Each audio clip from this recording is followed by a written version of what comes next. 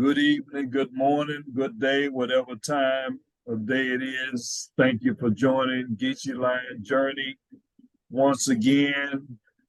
Thank you for finding my channel, and if please like, subscribe, and share this. We're back again with our special guest in this series, Mr. Dana Middleton, who's the owner of Best Fares for Travel, and we're going to continue on talking about the practical steps that a man should do in preparation for the actual move to the Philippines, or really this can be applied to anywhere. So without further ado, we want to get right into it with Mr. Middleton. How you doing, sir? Over to you. I'm fine. Hello, everyone. Hope you're having a great day. And things have cooled off a little bit here in Dallas, so it makes the life a little bit easier. Now, today, I want to talk about the preliminary things that you should be doing to get ready for your trip. No matter where you're going on the planet, these are steps that you should take. All right. Now, as far as the Philippines are concerned, whether you're male or female, the first thing that you need to consider is, how much cash am I going to travel with? Okay. So my suggestion is travel with as much money as you can and feel comfortable with. But as a guideline, you will not be allowed to bring in more than 200 US dollars, or that equates, depending on the exchange rate, to about 10,000 Philippine pesos. Okay. Depending on where you get your cash from, try to get smaller denominations. Get a few. Okay, for example, carry a couple of $1,000 denominational bills. 1,000 pesos, I should say.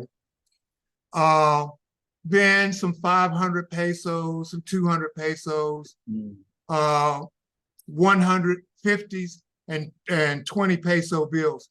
Those are the bills that you're going to be using most frequently. So that's the bulk of the currency that you carry, and that's what you want to carry. Okay. Remember, you're going to a country that has a cash economy, so they're not going to be able to break big bills.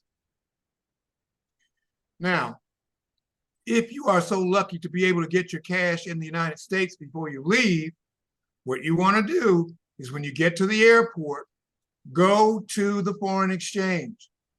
The foreign exchange is usually located at the baggage area, so it's not hard to find.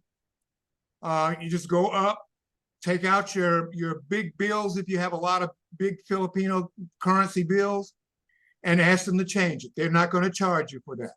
If you're changing foreign currency, they're going to charge you for that. All right.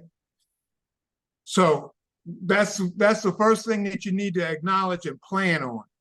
And like I said, I strongly recommend 10,000 pesos or 200 US dollars.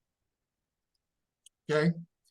Now, if you're going to take US dollars, take you at least a couple of $100s in US currency in case you're going to need it in your layover, or if you find that you need it for some sort of an emergency. Because if you don't spend it, you got it in your pocket, so when you come home, you got it. The next thing, and these are all things today that I'm going to talk to you about that should be some of the first steps that you take toward making your trip. Can't recommend enough a hard shell luggage. Either a hard shell check-in bag or a hard shell carry-on bag. Okay.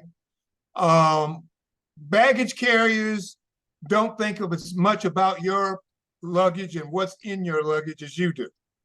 So protect it with a hard shell.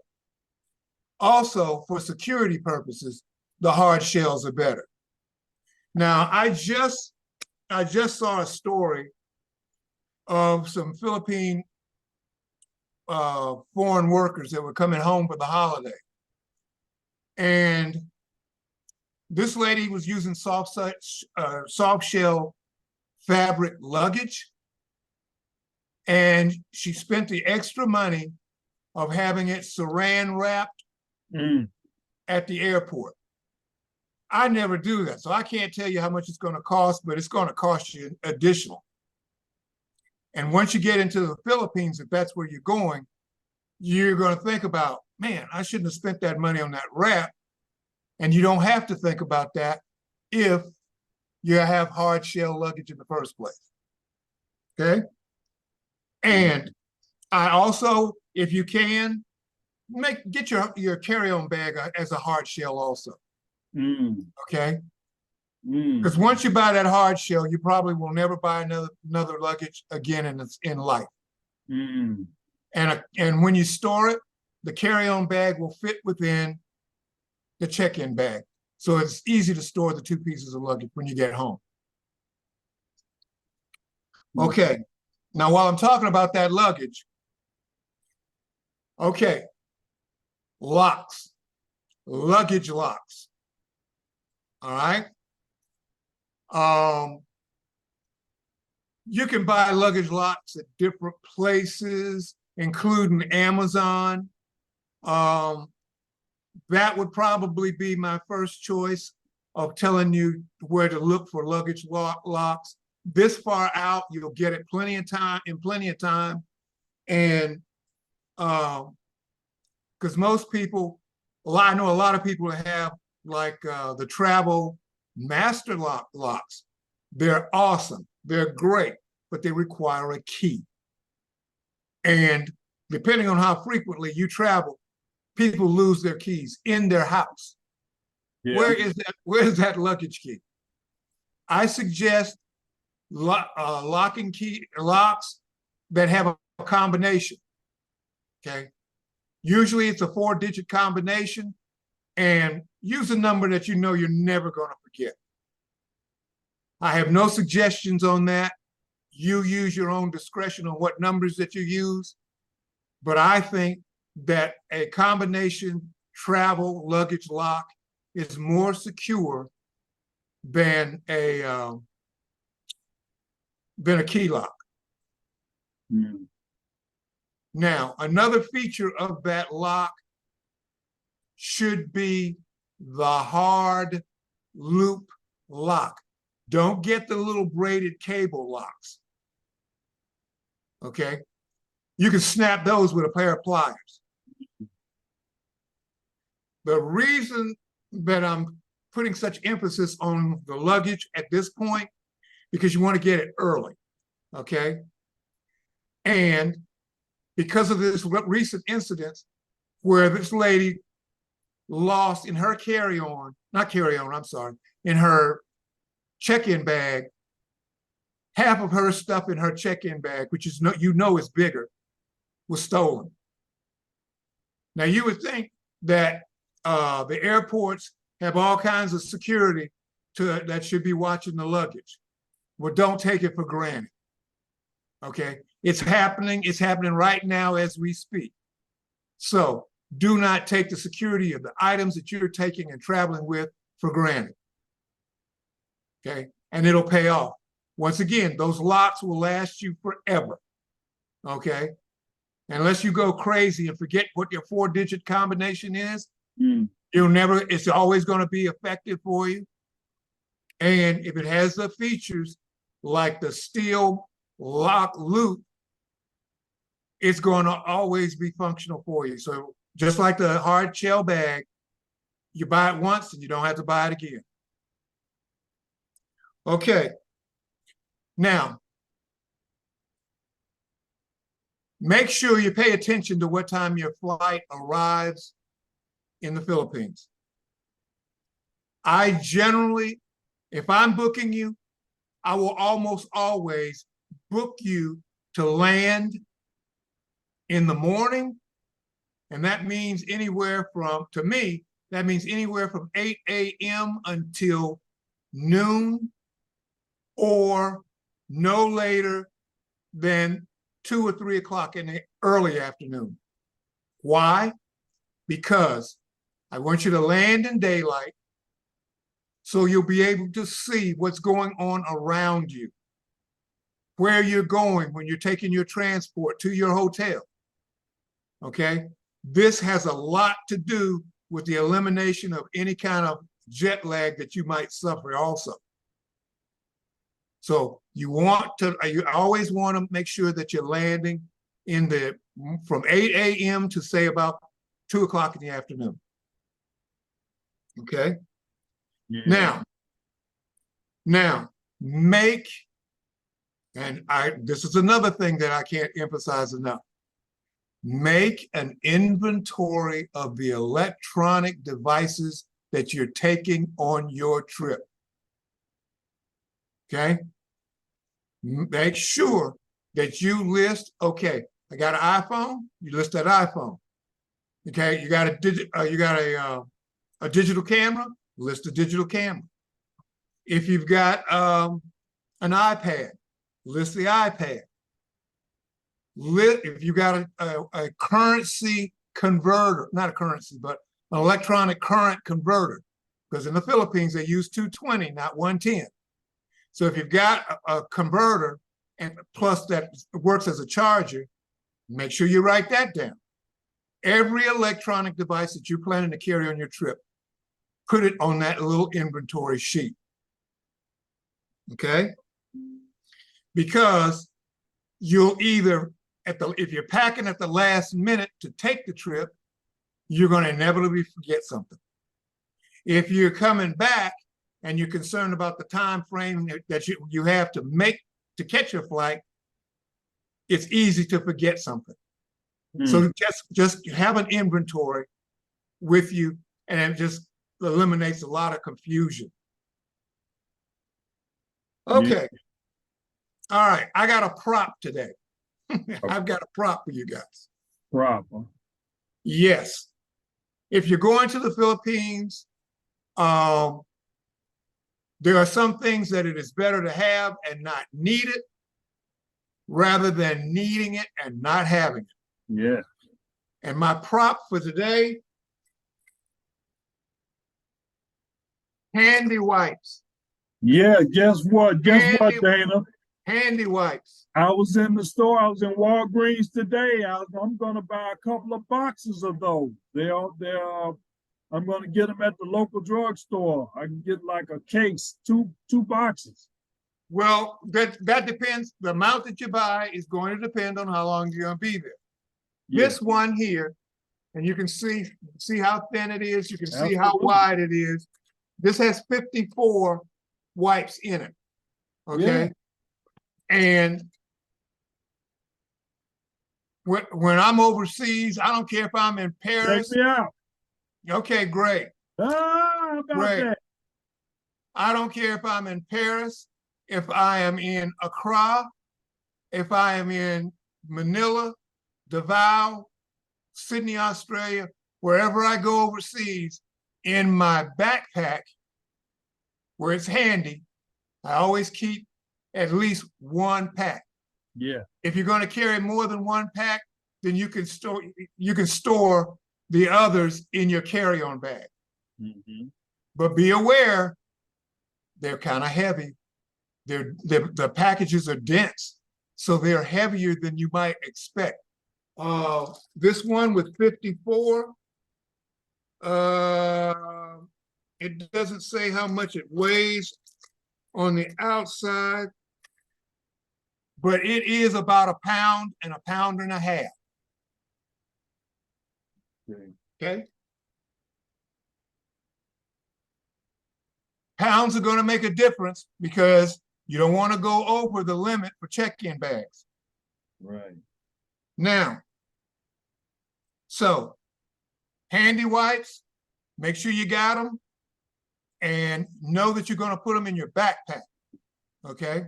We didn't plan that, Dane. I just happened to be shopping for that today. Okay, well, that's good. That's good. You're on the right track. And what I don't carry, I'm gonna put in the ballot bank. Okay, but you know that's going to take 3 months to get to you. Yeah, but I'm already gonna have some. So, like you said, I'll have some in the carry-on. Okay, next, gentlemen, an ounce of prevention is worth a pound of cure. Okay,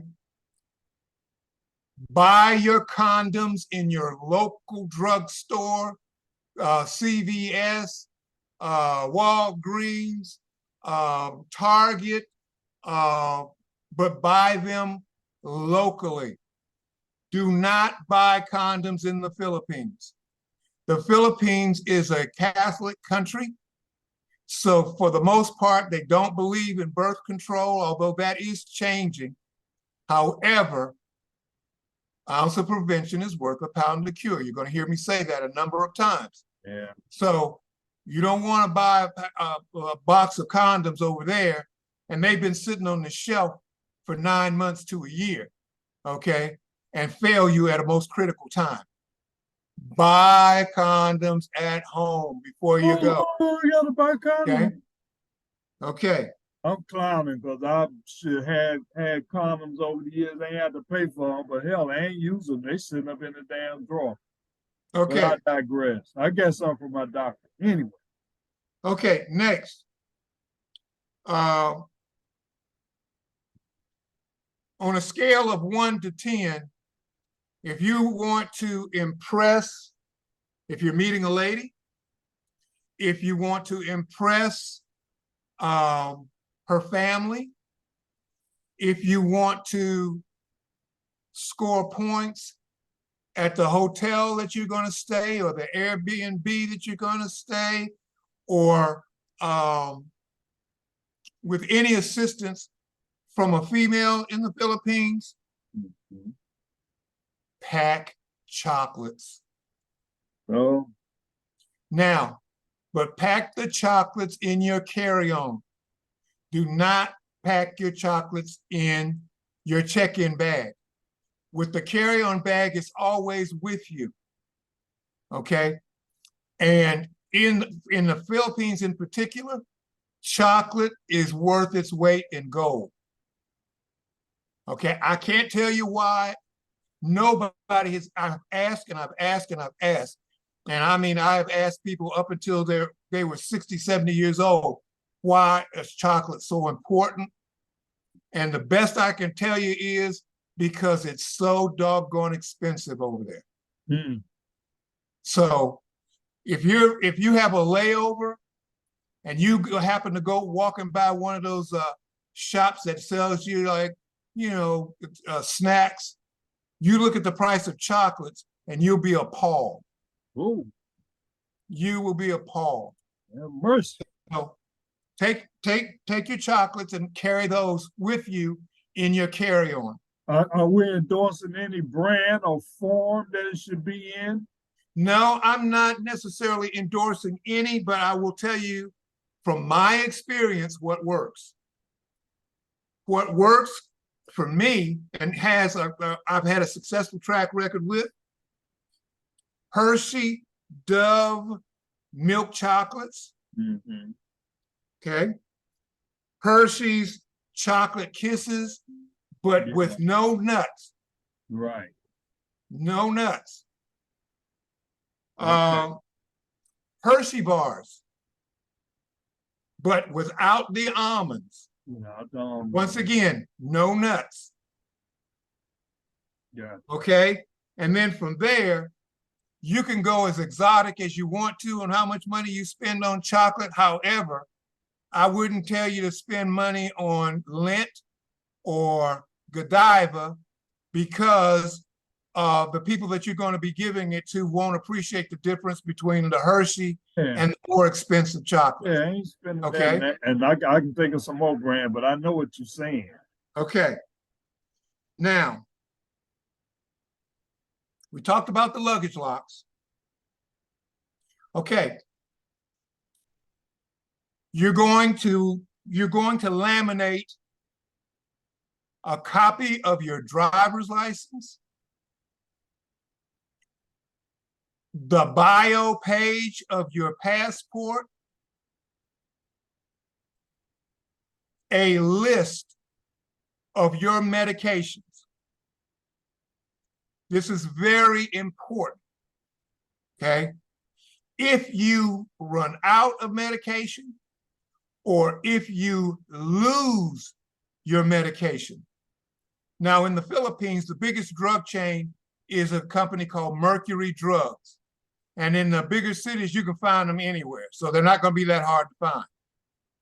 I'm a little leery about some of the little mom and pop drugstores, but there's a lot of those too. Okay. But depending on what your prescriptions are, you should make sure you have the list of your prescriptions and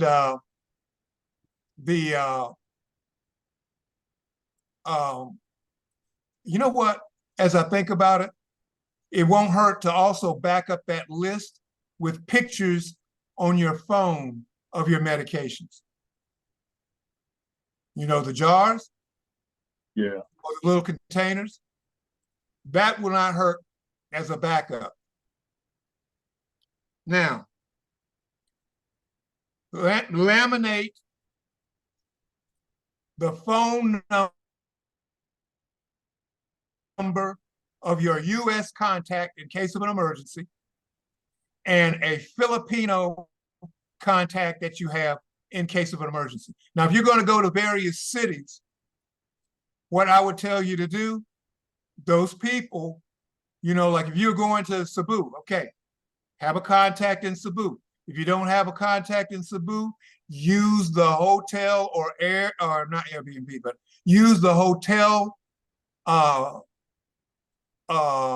main number. And when you check in, ask them, in case of emergency, can I use they're not going to tell you no, but can I use your main number in case of an emergency? The hotel number. The hotel, yeah.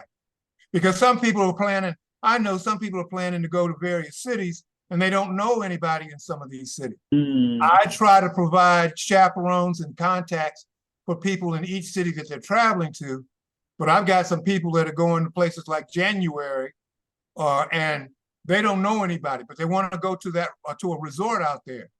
Okay, get the resort's number. Okay, ask them if you can use their number as a contact number in case of emergency. They will, and if you're booking there, they're always going to tell you yes. They have absolutely no reason to tell you no. Okay, now, since we're talking about prescriptions, guys, ask yourself, am I going to be doing a lot of outdoor activity? Or am I going to be usually going in transport to one place or another when I'm outside?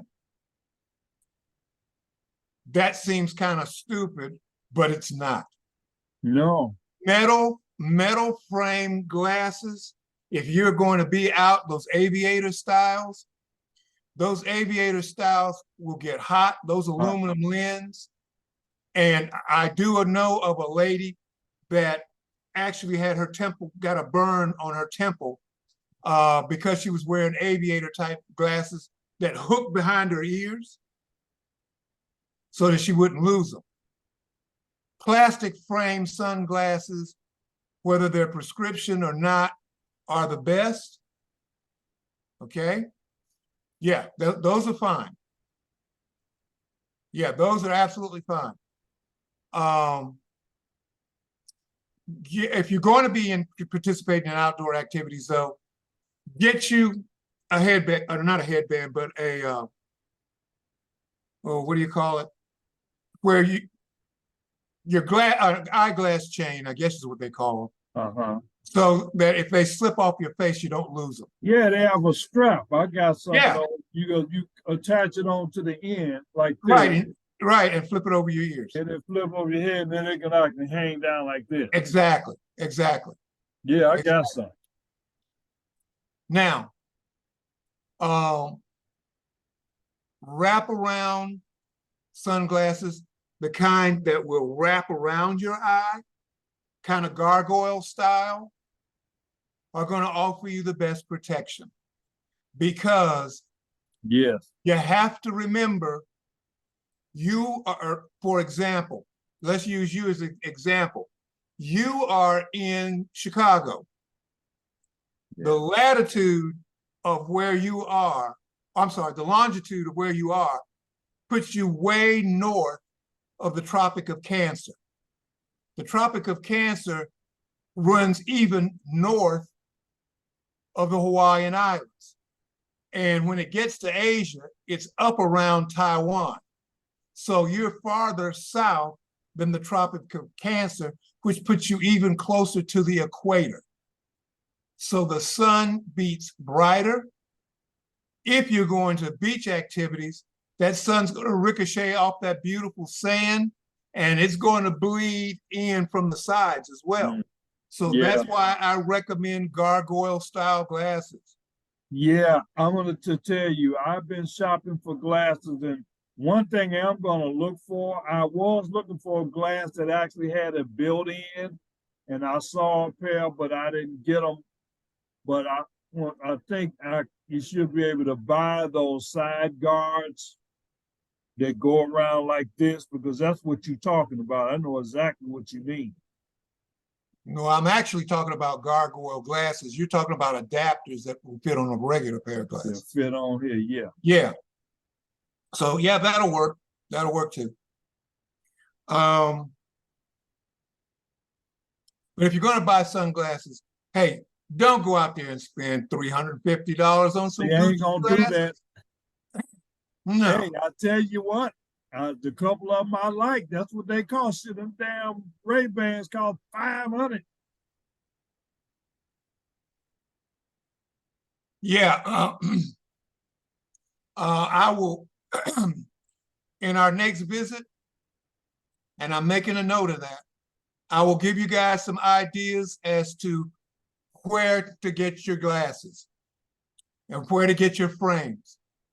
And you'll find as stylish of glasses at the places that I'm going to recommend it to you as you'll find in any Sunglass Hut or Lens Crafters or any of those places.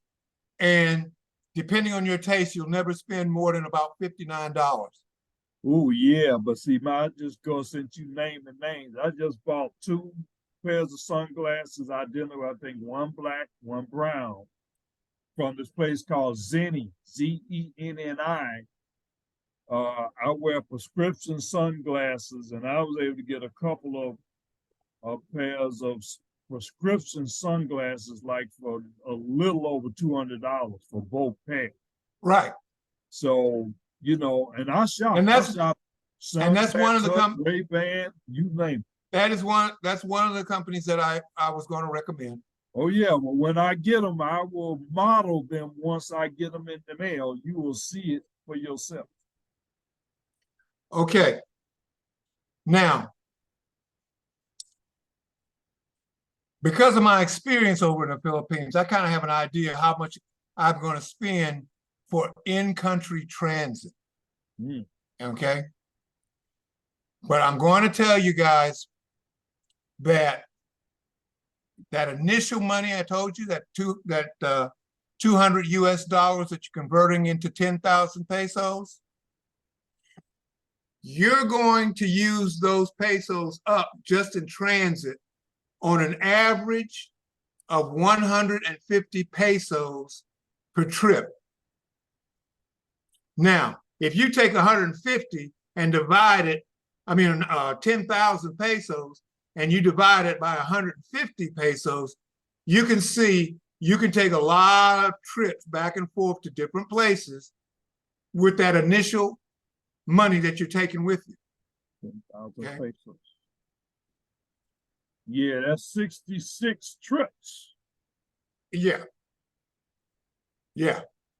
But on average, just what you're going to pay per trip is about 150 pesos. That's, in some cases, that's going to be 50 pesos more than they're going to ask you for. but that's okay. Tip the driver, okay? Tip your drivers. He will do things for you. When you give him a tip, when you ask him how much, if he tells you 150, okay, here's your 150. If he tells you 100 or 75, say, okay, will you be available later on? Do you have a phone number that I can get in contact with you? Okay. If so, then I'm going to give you 150. All right. So you're just kind of protecting yourself. You know, I hear guys want to go out and hire a driver. Okay. You basically you are hiring a driver. However, what you're doing is you're ensuring that the next driver that picks you up, in most cases, if you use that philosophy, is somebody you already have met, somebody you recognize. If it's a trike driver, okay, you already know you fit in this trike. If it's a cab, then you already know. Now, cabs will fall under the category of Grab or what's the other one? There's in some cities they have the blue cabs. Cabs will run a little more expensive. For example, I caught a cab from the international airport in Davao to go down to where I was going to visit my friends. It was a 45-minute ride. It cost me 550 pesos. Okay. That equates out to about 10 bucks, or it did about 10 bucks. It was worth it. Yeah. He knew the shortcuts. $10. Yeah.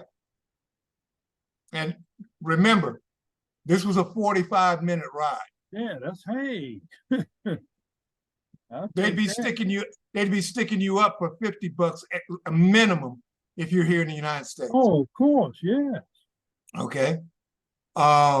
You'd pay that for Uber here in the United States. You pay 50 bucks right off the top, and then they're saying, "And do you want to give a $5 tip, a $7.50 tip, or a $10 tip?" Yeah. So, you know,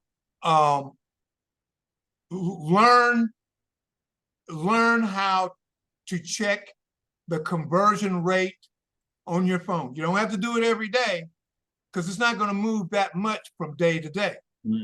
Okay. However, give yourself a chance by understanding when you're asked to spend 500 pesos, you know, you're saying like 500 pesos, 500, but your head is still stuck in dollars. Know that 500 pesos is 10 bucks. Yeah. Okay. Yeah, it's actually $9 right now. Is it 9? Okay. All right. So, you know, that's a little thing that you can do for yourself that will really, really go a long way in helping relieving apprehensions while you're on your trip. Because remember, the thing that's most important to me is that you have the best possible trip ever. And the safety. And the safest. Well, that includes being the best. Right. Oh, that's it. Yeah. When you come back, I expect for you to lose some of your friends because you're going to be wearing them out talking about what a great time you had. They're going to be like, please don't talk about the trip anymore. Okay.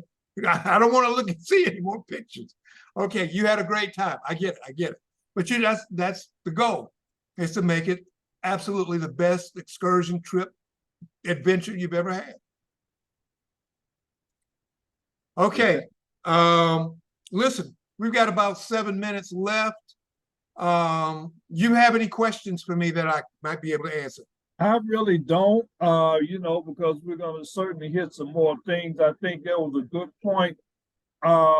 My thing with the hard side luggage, I'm saying, well, I'm presuming that if you go buy hard side luggage, that they're guaranteeing that that is going to fit in the carry-on, you know, and it's a hard shell. But I know what you're saying, the durability of that. With the check luggage, yes, I can see that. Pretty much you figure it's going to have a rougher go at it. as far as it being hard side. Actually, I already have my main luggage that I was going to use. Actually, you know, what I mean, it's not no cheap Charlie luggage, but I don't know. You know, I have Is to it see. fabric? Yeah, it's fabric. I think it's American, not American Tourister. This Well, I company. don't care what brand it. I don't care what brand it is. What I'm going to tell you, if it is a fabric, Yeah, then you might seriously want to consider having it cellophane wrapped at the airport. yeah. Oh, so they'll do it after they inspect. Yeah, Right. Well, that's something. I mean, I'll look into that. But yeah, I'm on you with the with the wipes already. Yeah. So I'm actually buying those today. because And listen, I'm not pulling any punches. Manila is where the girl had half of her stuff stolen out of her check-in bag. yeah, Manila still has that reputation that it happens from time to time. And so, you know, I would be derelict if I didn't make my travelers know to take care of this stuff. use a And hard shell. a hard A shell, hard yeah. shell is going to help with the combination lock. Right. Combination lock, which I believe I have some of those. And they're gonna have a stainless steel hook. Okay. Right. Not the wrapped cable Right. that's kind of flexible. Right. You want the hard metal hook. Okay? Yeah. So what I'm looking at is 2 pieces of luggage. Both of them, either one of them could be carry-ons. And then that backpack is basically going to be for your laptop and your electronics and stuff like that. Mainly is going to be in your bag. Maybe would you say snacks that you know you're going to want to have handy on that flight. You want that on there. Your electronics will be on. Because one thing about that long flight now, they don't have electricity on that flight, do they? Yes, they do. Oh, so you can charge your electronics. Yes, you can. Okay, so that's good. Then you have to just have your cable together, have your headphones together, have your charger cord together. What is it, a USB charging or yes. what? Okay, so as long as you got that USB cord with your laptop, just plug it in. Headphone, just plug it in. So you don't have to worry about that. That's a great point. Anything else quickly within the last minute and a half that a person should make sure they have on that plane? Obviously, if you have that list, you got to list the electronics, which you're not going to check those. You're going to take. What else would you say that you want to walk on that plane with? Underwear and a general purpose wardrobe. Okay. What is a general purpose wardrobe? A general purpose wardrobe is whether you want to wear t-shirts or polo shirts, short pants, sandals, okay, socks, and at least 2 or 3 pairs of underwear and your handy wipes. And that is in case your luggage gets hung up somewhere. Yeah. Okay. Typically what will happen sometimes is you go into your layover and you'll make your flight, but your luggage doesn't. And so they have to deliver your luggage the next day. Well, at least you're prepared with a change of clothes, fresh underwear, handy wipes, and all your electronic stuff. I'm sorry. No, that's all right. Pardon me. Thank you. You know, Dana, we're going to keep it rolling. We thank Dana Middleton for his help today, and we want you to like, share, and subscribe this and increase this audience for this. We're going to come right back, hopefully in the next few days, Dana, with this. This is Geechee Line Journey signing off. We say God bless, peace be unto you, and get ready for that move. One other thing, have your subscribers and your viewers